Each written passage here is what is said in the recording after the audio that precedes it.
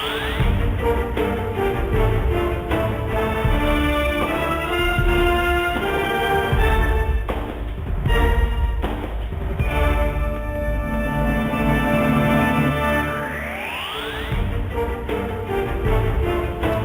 জানাচ্ছি খাতুনগঞ্জ থেকে মতিঝিল, সাথে আছে আমি শামীম জাহিদ।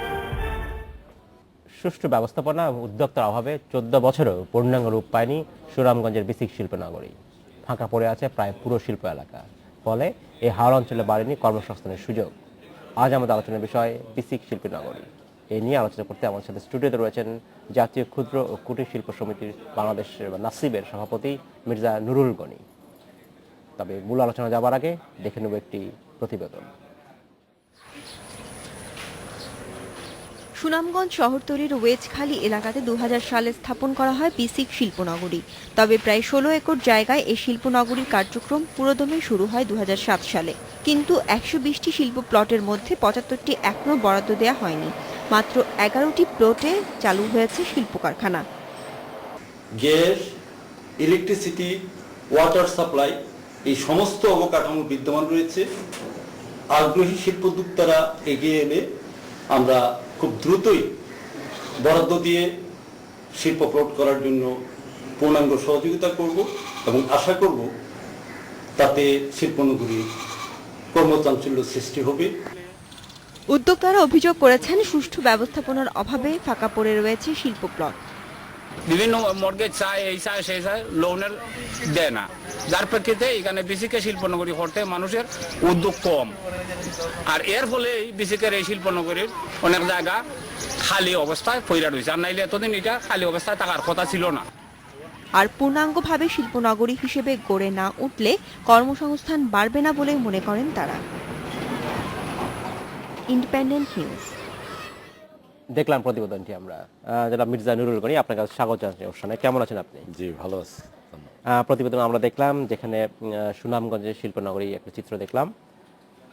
আমরা প্রায় শুনি যেটা হয় যে যেসব শিল্পনগরী স্থাপন করা হয় অনেক সময় অনেকটা সঠিকভাবে পর্যালোচনা না করে, সার্ভে না করে, সেখানে প্রয়োজনীয়তা আছে কি না, কতটুকু চাহিদা আছে কি না, সেটা না করেই হয়তো আমরা করি। আপনার কি মনে হয় এটা একটা বড় কারণ এই যে শিল্পনগরীগুলো ফাঁকা থাকে, যে যেটা আছে সুনামগঞ্জ শিল্পনগরীতে ফাঁকা, বিসিক শিল্পনগরীতে? ধন্যবাদ ইন্ডিপেন্ডেন্ট টেলিভিশনকে যে অত্যন্ত গুরুত্বপূর্ণ একটি বিষয় আজকে আপনারা উপস্থাপন করেছেন। তো আমি মনে করি যে আপনার যে প্রশ্নটা এটা যথার্থ। আসলে একটি দেশে কিন্তু সব জায়গায় শিল্প হবে এটা কিন্তু এমন কোনো কথা নয়। শিল্প তৈরি করার জন্য, শিল্প স্থাপন করার জন্য কিছু শিল্পাঞ্চল হবে যেখানে র মেটেরিয়ালের প্রাপ্তিটা থাকবে, সহজভাবে সেখানে নেওয়া যাবে, যোগাযোগের ব্যবস্থা থাকবে এবং অন্যান্য যে ফ্যাসিলিটি, যেটা একজন উদ্যোক্তা বলতেছিলেন, গ্যাস আছে, সব আছে, কিন্তু তারপরেও সেখানে সেগুলো শিল্প স্থাপন করার জন্য যাচ্ছে না। এর কিন্তু সবচাইতে যেটা গুরুত্বপূর্ণ যে আমরা দেখেন যে কোটি কোটি টাকা খরচ করে একটা শিল্পনগরী স্থাপন করলেন, কিন্তু সেই শিল্পনগরীতে যারা উদ্যোক্তারা আসবে তাদেরকে আপনি ফাইন্যান্সিং এর জন্য কি সুবিধাটা রেখেছেন? ওইখানে আপনি যখনই যোগাযোগ ব্যবস্থা ভালো হবে না, সেখানে শিল্পনগরী করলে ব্যাংক সেখানে ইন্টারেস্টেড হয় না যে তাদেরকে লোন দেওয়ার জন্য।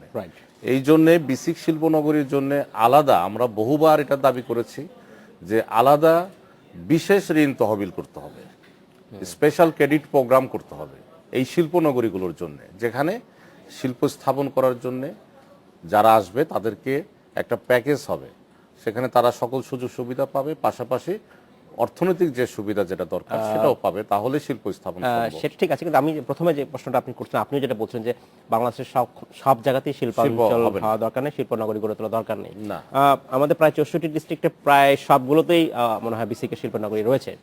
তো এই জায়গা থেকে আপনার মনে হয় যে আমাদের চিন্তায় কি কোনো সমস্যা? অবশ্যই চিন্তায় অবশ্যই ভুল আছে, এবং এটার যেটা সব জায়গায় শিল্পনগরী হওয়ার মূল কারণ হচ্ছে এটাকে পলিটিক্যালি দেখা। আমি মনে করি রাজনৈতিক সিদ্ধান্ত নিলে পারে সব জায়গায় হবে না। আপনি রাজনৈতিক সিদ্ধান্ত নেবেন যে দেশের শিল্পায়নটা কিভাবে হবে, ব্যবসায়িকভাবে আপনাকে চিন্তা করতে হবে যে কোথায় আমি এই শিল্পনগরীটা করলে এটা ভায়াবল হবে। আমাদের এখানে দেখা যায় যে অনেক বড় কর্তারা তাদের নিজেদের এলাকায় একটা শিল্পনগরী সুযোগ আসছে, আমরা করে ফেললাম। সেখানে সঠিকভাবে কিন্তু আমরা যে এই শিল্পনগরীটাতে চলবে কিনা, এখানকার যোগাযোগ ব্যবস্থা ভালো আছে কিনা, এখান থেকে এক্সপোর্টে যাবে কিনা, বা এখানে যারা উদ্যোক্তারা তাদেরকে আমরা সঠিকভাবে চাহিদাটা আমরা নিরূপণ করতে পারবো কিনা, এই জিনিসগুলো কিন্তু সার্ভে করে শিল্পনগরী যদি হয় তাহলে কিন্তু আজকে যে কথাগুলো আসছে যে শিল্পনগরী খালি পড়ে আছে, 14 বছরে আপনার সুনামগঞ্জে শিল্পনগরী খালি পড়ে আছে, অথচ আমার জানা মতে সুনামগঞ্জে অনেক বহু মানুষ আছে যারা শিল্প স্থাপন করতে আগ্রহ হতে পারে, তাদের সুযোগ সুবিধাও আছে, তারা আপনার তাদের অর্থনৈতিক অবস্থাও ভালো, কিন্তু তারপরেও সেখানে হচ্ছে না। কারণগুলোকে আপনাকে চিহ্নিত করতে হবে যে কেন হচ্ছে না। এই জন্য শিল্পনগরী আপনি স্থাপন করবেন এমন জায়গায় যেখান থেকে আমাদের উদ্যোক্তারা সহজভাবে ইন্ডাস্ট্রি ডেভেলপ করে আপনার তাদের যে ব্যবসা সেটা পরিচালনা করতে পারে। রাজনৈতিক সিদ্ধান্তের আলোকে যদি আপনি শিল্প স্থাপন করেন তাহলে সেটা কিন্তু কোনোভাবেই আপনার যৌক্তিক হবে না। এবং আমরা যদি বলি প্রত্যেক সরকারের আমলেই কিন্তু আমরা দেখি যে এই রাজনৈতিক বিবেচনায় শিল্পনগরীগুলো হয়েছে। সেই হিসাবে যদি আমরা বলি তাহলে অনেক সুনামগঞ্জের মতো শিল্পনগরীর মতো অনেক শিল্পনগরী ফাঁকা রয়েছে। একই সাথে আমরা বিভিন্ন সময় দেখি যে আমাদের অনেক ফরেন যারা ইনভেস্টর তারা আসতে চান, তারা তাদের প্রধান এখন যেটা বড় দাবি থাকে তারা জমি চায়, তারা কিন্তু আবার জমি পাচ্ছেন না। তাহলে কি এই বিষয়টাকে একসাথে চিন্তা করা উচিত কিনা যে অনেক জায়গায় যদি ফাঁকা থাকে তাহলে সেই সব জায়গায় যদি অনেক বিদেশি ইনভেস্টররা জমি চাচ্ছেন, তারা সেখানে কি আমরা ব্যবস্থা করতে পারি কোনো? হ্যাঁ, আমরা সেটা করতে পারি। বিদেশি ইনভেস্টরদেরকে আমরা সুযোগ সুবিধা যদি দেই, ইপিজেড এর মতো যদি সুযোগ সুবিধা যেটা পায় বিদেশি ইনভেস্টররা, বিসিকে কিন্তু এই ধরনের নীতিমালা হচ্ছে। বিসিকে অ্যাকচুয়ালি কিন্তু দেশের শিল্পায়নের জন্য বিসিক হচ্ছে মুখ্য প্রতিষ্ঠান, এবং বিসিককে আপনার ধ্যান ধারণাটাকে আরো গতিশীল করতে হবে। আন্তর্জাতিক পরিমণ্ডলে যে ধরনের শিল্পায়ন যেভাবে হচ্ছে, বিশেষ করে এসএমই উন্নয়নে আপনার অন্যান্য দেশগুলো যেভাবে এগিয়ে এসেছে, আমাদের বিসিককে কিন্তু সেইভাবে এগিয়ে আসতে হবে। আপনি যেটা বললেন খুব ভালো কথা যে বিদেশি উদ্যোক্তাদের, শুধু বিদেশি উদ্যোক্তা বা আমাদের দেশি উদ্যোক্তারাও যেতে পারে, কিন্তু সব শিল্পনগরীগুলোতে আমি যদি এখন বলি, সব শিল্পনগরীগুলোতে কিন্তু অবকাঠামোগত সুযোগ সুবিধা কিন্তু বিদ্যমান নাই।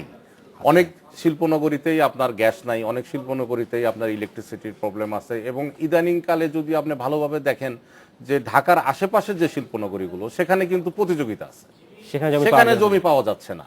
আবার আপনার নর্থ বেঙ্গলে বা আপনার বরিশাল অঞ্চলে বা আপনার এই খুলনা অঞ্চলে কিন্তু জায়গা খালি পড়ে আছে। তা আপনাকে তো সুষম বন্টন করতে হবে, যে দেশের যদি আপনি যদি ইন্ডাস্ট্রিয়ালাইজেশনকে আপনার জাতীয় অর্থনীতিতে যদি অবদান রাখার কথা আমরা বলি, সেটা হলে কিন্তু আপনাকে সামগ্রিকভাবে চিন্তা করতে হবে এখানে এই ফ্যাসিলিটিগুলো আসলে আদৌ আছে কিনা। আরও অনেক প্রবলেম কিন্তু আছে, সেগুলো আমার মনে হয় যে দেখা দরকার। এবং বিসিক আমাদের পোষক সংস্থা হিসাবে আমাদের উদ্যোক্তাদেরকে যত বেশি সুযোগ সুবিধা দিবে, যত বেশি ইনসেন্টিভ দিবে, তাহলে কিন্তু আমাদের ইন্ডাস্ট্রিগুলোকে গ্রো করা সম্ভব।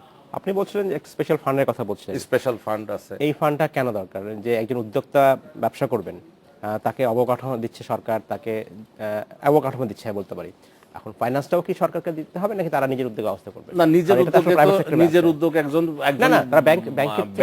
হ্যাঁ, আমি কিন্তু সেটাই বলছি, সরকার টাকা দিবে সেটা বলছি না। আমি বলছি যে এখানে একটা নীতিমালার ব্যাপার। যেমন আপনি আজ থেকে 15-20 বছর আগে ছিল যে স্পেশাল ক্রেডিট প্রোগ্রাম ছিল, প্রত্যেক জেলাতে ছিল। সেখানে এক এক জেলায় এক একটা ব্যাংকে লিড ব্যাংক করে দিয়েছিল। সিদ্ধান্তটা কিন্তু সরকারকে নিতে হবে, বাস্তবায়নটা উদ্যোক্তা, বিসিক বা আপনার ব্যাংক তারা মিলে সেখানে করবে। ওইখানে যেমন আপনার ডিস্ট্রিক্টে যে আপনার যে কমিটি ছিল সেখানে হেডেড বাই ডেপুটি কমিশনার ছিল, সেখানে কনসার্ন ডিপার্টমেন্টগুলো ছিল, চেম্বার ছিল, নাসিব ছিল, বিসিক সেখানে মেম্বার সেক্রেটারি ছিল। আমরা সেখানে কিন্তু আপনার টাকা দিতে পারতাম, ছোট ছোট ঋণগুলো আমরা দিতে পারতাম। আমি ঠিক সেম টাইপের সরকারকে সিদ্ধান্ত নিতে হবে, ইমপ্লিমেন্ট করবে Bangladesh bank through financial institutes, যে সেখানে সরকার সিদ্ধান্ত নেবে যে আমরা এই শিল্পনগরীগুলো তো যারা ইন্ডাস্ট্রি করবে তাদেরকে আমরা স্পেশালি আমরা ফান্ডিং করব। এই ফান্ড তো দেওয়ার জন্য ব্যাংকগুলো বসে আছে, কিন্তু ব্যাংক কাকে দিবে? সঠিক উদ্যোক্তাকে দিবে। তো সঠিক উদ্যোক্তা তো চিহ্নিত বিসিক করবে যে এই ব্যক্তিটা সঠিকভাবে তার যোগ্যতা আছে, সে ইন্ডাস্ট্রি করতে পারবে। আচ্ছা, ধন্যবাদ। আমাদের সময় হয়েছে বিরতিতে যাবার। সময় হলো একটি বিরতিতে যাবার, খুঁজছি শীঘ্রই সাথেই থাকবে।